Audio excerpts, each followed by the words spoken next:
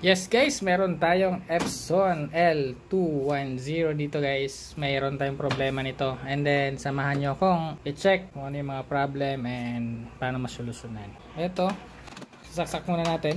On natin. Then pwede naman natin ito i-open. Yan. Ito yung problema ko guys.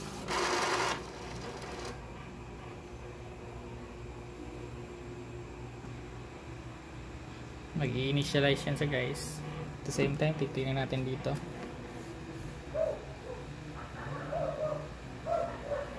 Kukunin na natin itong cover. Ayan.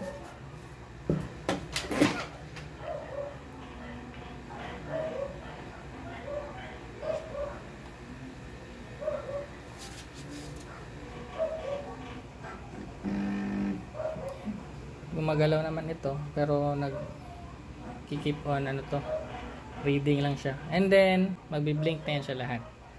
Okay, minsan kahit na ganyan nangyayari, pwede ka naman makapag-print. Problema, wala tayong laptop. Ayan po guys, nag-change location lang tayo.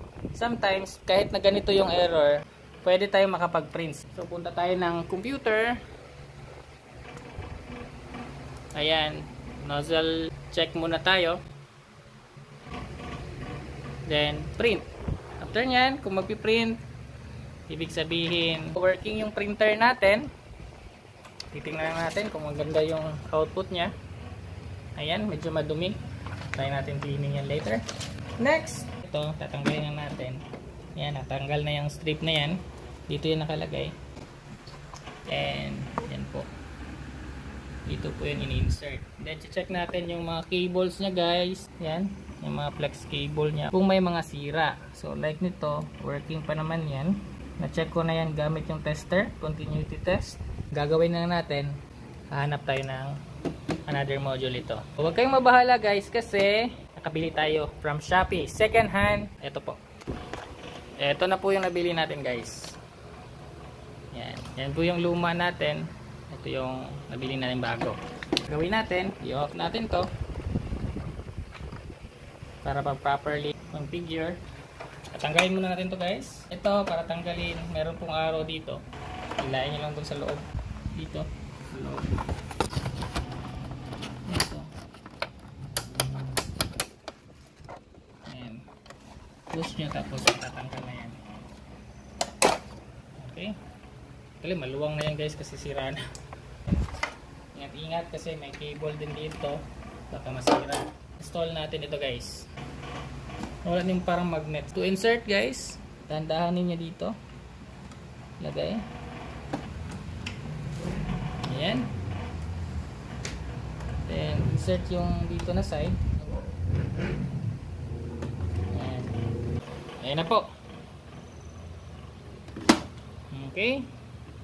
So yan po yung bagong scan module natin. On natin, and then titingnan natin yung reaction niya. So medyo marumi ito guys kasi second hand, pero yun, nakuha lang natin ng mura. Sa mabibili tayo ng etong module na to sa every part yan may binebenta. Okay, so dito naman, while waiting, ito yung lumang scanner.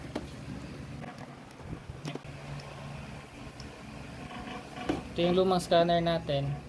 May mga parts kasi ito na medyo critical, pero although yung iba sabi may okay lang naman. So titingnan natin guys, hindi na siya nagbi-blink. Then try tayo scan. So scan natin to. Yan po. Then pindot. There. Nag-scan naman siya while